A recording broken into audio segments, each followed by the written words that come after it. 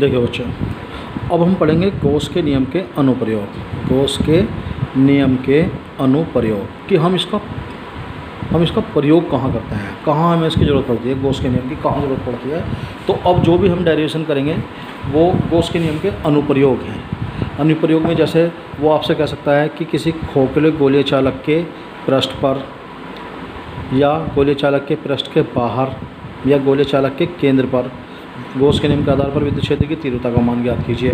या वो तुमसे कहता है कि कोई अनंत विस्तार वाली छड़ है, ठीक, और अनंत विस्तार वाली छड़ है ये, इसके बाहर किसी बिंदु पर विद्युत क्षेत्र की तीव्रता का मान ज्ञात कीजिए।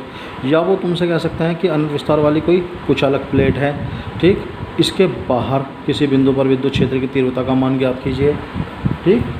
या वो तुमसे कह सकता है कोई समान आवेशित चालक छड़ है, इसके बाहर किसी बिंदु पर विद्युत क्षेत्र की तीव्रता का मान ज्ञात कीजिए। या वो तुमसे कह सकता है कि दो समान आवेशित विपरीत आवेश वाली चालक प्लेट हैं या चालक छड़ हैं, उनके बीच में किसी बिंदु पर, उनके बाहर किसी बिंदु पर विद्युत क्षेत्र की तीव्रता ज्ञात कीजिए।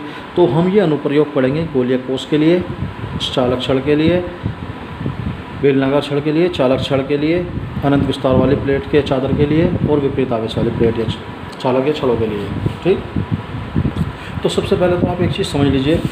अब फिलहाल जो हम डेरिवेशन करेंगे वो करेंगे गॉस के नियम का अनुप्रयोग, लेकिन पहले करेंगे खोखले गोलीय चालक के लिए। खोखले गोलीय चालक के लिए सबसे पहले तो तुम्हें ये याद रखना है कि इस चैप्टर के अंदर जो डेरिवेशन है वो इंटीग्रल मेथड्स हैं, ज़्यादा यूज कर रखे हैं, जिससे लेकिन वो इंटीग्रेशन जो है बच्चों के बायो वाले बच्चों को समझ में नहीं आते, तो उसको बहुत ईजी करके मैं आपको समझाऊंगा। ये इसमें क्या है, सबसे पहले हमें एक बात ध्यान रखनी है कि मान लो ये कोई गोलीय चालक है, जब हम इसे आवेश देंगे, अगर हम इसे धनावेश देंगे तो इसके केंद्र से सभी दिशाओं में चारों ओर ये अदृश्य किरणें बाहर निकलेंगी, जिन्हें हम बोलते हैं विद्युत बल रेखाएं, ठीक। ये विद्युत बल रेखाएं हमेशा धनावेशित वस्तु से बाहर निकलती हैं, लेकिन अगर हम ऋणावेश देते तो वो उसके अंदर प्रवेश करती, ठीक। अच्छा, ये बल रेखाएं अगर हम गिनने लगे तो कहीं से भी, मान लो ये 1 है, ये 2 है, ये 3 है, ये 4 है, ये 5 है, इस तरह चलेंगे। तो पहली बल रेखा तो ये हो गई और अंतिम बल रेखा ये हो गई।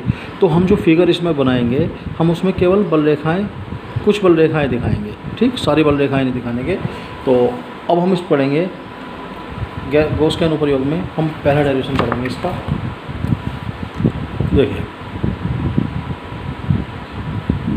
ये लेसन नंबर 1 वीडियो नंबर 24, ये डेरिवेशन पढ़ेंगे। अब जो चलेंगे वो डेरिवेशन चलेंगे, ठीक। ये डेरिवेशन है, डेरिवेशन मतलब सूत्र की स्थापना पढ़ेंगे अब हम, ठीक। देखिए, इसमें इन्होंने क्या कहा, पहले क्वेश्चन जो इनका गॉस के नियम का जो अनुप्रयोग है, इसमें इन्होंने कहा कि गॉस के नियम के आधार पर, ये गॉस के नियम के आधार पर सिद्ध करो कि किसी गोलीय चालक, वो गोलीय चालक गोलीय कोष भी कह सकते हैं हम उसे, और ये खोखला है, खोखला गोलीय है, ठीक है, खोखला गोलीय चालक, चालक के पृष्ठ पर, गोलीय कोष या गोलीय चालक के पृष्ठ के बाहर या गोलीय कोष या चालक के केंद्र पर विद्युत क्षेत्र की तीव्रता के लिए हमें सूत्र की स्थापना करनी है। अंतर क्या है, जब हम चालक के पृष्ठ पर विद्युत क्षेत्र की तीव्रता कैलकुलेट करेंगे तो सूत्र है = 1/4πε0 × Q/r²। यहाँ R कैपिटल है, जो कि गोलीय चालक के पृष्ठ, गोलीय कोष जो खोखला गोलीय कोष है उसके पृष्ठ की केंद्र से त्रिज्या है। चालक के पृष्ठ के बाहर कोई गॉसियन पृष्ठ हो, गोलीय चालक के केंद्र पर ये सिद्ध करना है कि विद्युत क्षेत्र की तीव्रता 0 होती है। तो हम इसमें 3 डेरिवेशन एक साथ पढ़ेंगे गोलीय कोष के लिए। तो देखिए, सबसे पहले मैंने भी बताया था आपको कि हम कैलकुलेशन इस प्रकार करेंगे। मान लो ये कोई खोखला गोलीय कोष, गोलीय चालक है, ठीक, इसका केंद्र है O, और जो इसकी त्रिज्या है वो त्रिज्या हमने मान ली वो है कैपिटल R, ठीक। हम इसे दे रहे हैं +Q कूलाम आवेश, हमने इसको धनावेश दिया। तो जब हम इसको धनावेश देंगे, इसके केंद्र से विद्युत बल रेखाएं चारों ओर निकलेंगी, ठीक। तो इसको धनावेश देने से बल रेखाएं निकली, ये बल रेखाएं निकली, ठीक। ये बल रेखाएं इस गोलीय कोष के चारों ओर निकलेंगे, चारों ओर सभी दिशाओं में निकलेंगी। लेकिन हमने केवल ये एरिया लिया। ठीक, ये याद रखना है, जब भी किसी गोलीय चालक को हम धनावेश देंगे बल रेखाएं केंद्र से बाहर निकलेंगी। ठीक, मान लिया इसने एक छोटा सा क्षेत्रफल घेर लिया, ये इतने क्षेत्रफल को घेर के ये बल रेखाएं बाहर निकल रही हैं और इनके द्वारा बना विद्युत क्षेत्र है E और ये घेरा गया क्षेत्रफल है A मतलब एरिया। ये सूक्ष्म क्षेत्रफल है इसलिए इसे लिख दिया हमने डेल्टा A। निकलेंगी पूरे पृष्ठ से। तो पहले इसकी भाषा देखिए किस तरह लिखेंगे हम। माना कोई खोखला गोलीय चालक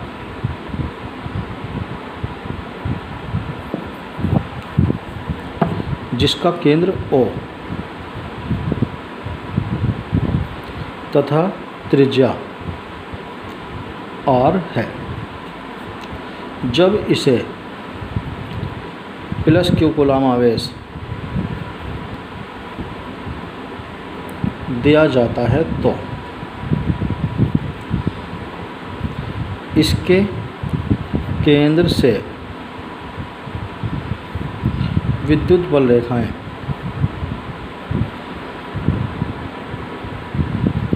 बाहर निकलती हैं।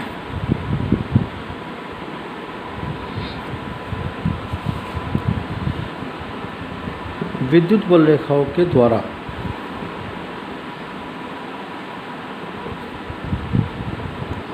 बना विद्युत क्षेत्र E है। अब इसके बाद देखिए, यदि बल रेखाएं सूक्ष्म क्षेत्रफल डेल्टा A को पार कर रही हों तो विद्युत फ्लक्स उस सूक्ष्म क्षेत्रफल का कितना होगा, फाई E बराबर E इंटू डेल्टा A। ठीक, लेकिन बल रेखाएं निकल रही हैं पूरे पृष्ठ से, केवल हमने सूक्ष्म क्षेत्रफल लिया है, यानी जो वास्तविक स्थिति है, वास्तविक स्थिति ये है, वो इधर भी निकल रही है, इधर भी निकल रही है, इधर भी निकल रही है, इधर भी, इधर भी, इधर भी, इधर भी और इधर भी। तो वो सूक्ष्म क्षेत्रफल के लिए तो ये फॉर्मूला हो गया, लेकिन वो निकल रही है पूरे पृष्ठीय क्षेत्रफल से। देखें, यदि बल रेखाएं पूरे पृष्ठ से बाहर निकल रही हों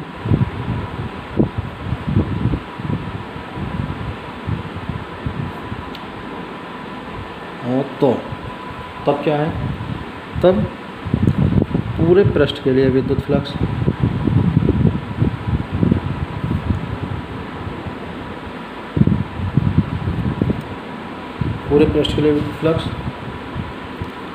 फाई E बराबर हो जाएगा E इंटू A। फाई बराबर E इंटू A। या हम ये कह सकते हैं कि जो गोलीय पृष्ठ का क्षेत्रफल होता है वो होता है A बराबर 4 पाई R स्क्वायर। गोलीय पृष्ठ का क्षेत्रफल होता है A बराबर 4 पाई R स्क्वायर। तो हमने इस A की जगह लिख दिया 4 पाई R स्क्वायर, तब विद्युत फ्लक्स हो गया phi equal to E into 4 pi R square. ठीक, ये जो सूत्र की स्थापना हम कर रहे हैं, ये कर रहे हैं पहले वाले के लिए। हम ये कर रहे हैं किसी गोलीय चालक के पृष्ठ पर ये विद्युत क्षेत्र की तीव्रता के लिए।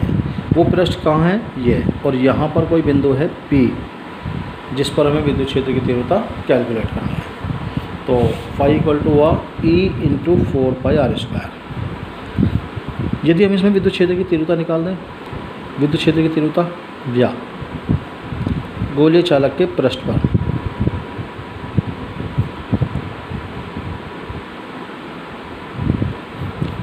विद्युत क्षेत्र की तीव्रता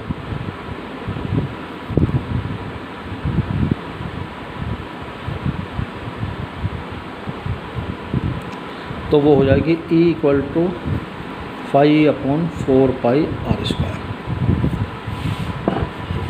E equal to phi E upon 4 pi R square.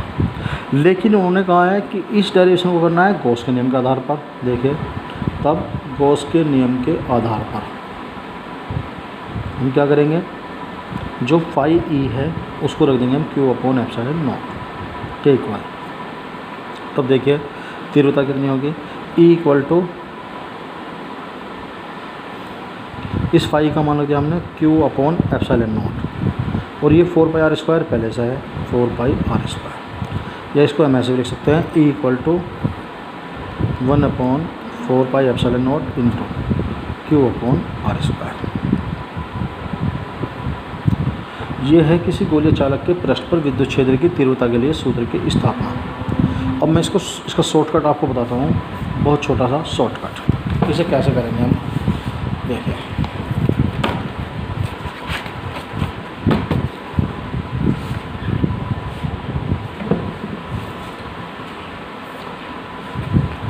हमें विद्युत फ्लक्स गॉस के नियम के आधार पर विद्युत क्षेत्र की तीव्रता कैलकुलेट करनी है। तो हमने एक गोलीय चालक लिया, इसका केंद्र बना दिया O, इसकी त्रिज्या है कैपिटल R। जब हम इसे प्लस क्यू कूलम आवेश देंगे तो इससे बल रेखाएं निकलेंगी, वो सभी दिशाओं में जाएंगी। तो विद्युत फ्लक्स का फॉर्मूला है पूरे क्षेत्रफल के लिए phi equal to E into A, ये तो विद्युत फ्लक्स का फॉर्मूला है। लेकिन गॉस ने ये विद्युत फ्लक्स में तो बताया था phi equal to E into A, लेकिन गॉस ने इसे बताया था कि ये क्यू अपॉन एप्सिलॉन जीरो के इक्वल टू होता है, तो ये हो गया ई इंटू ए। हमें कैलकुलेट करनी है विद्युत क्षेत्र की तीव्रता, तो ई इक्वल टू हो गया क्यू अपॉन एप्सिलॉन इंटू ए, और ये जो ए है ये है गोलीय पृष्ठ का क्षेत्रफल, तो Q upon epsilon naught into 4 pi R square, ठीक। और इसको हम ऐसे लिख सकते हैं 1 upon 4 pi epsilon naught into Q upon R square, ये इसका शॉर्टकट है।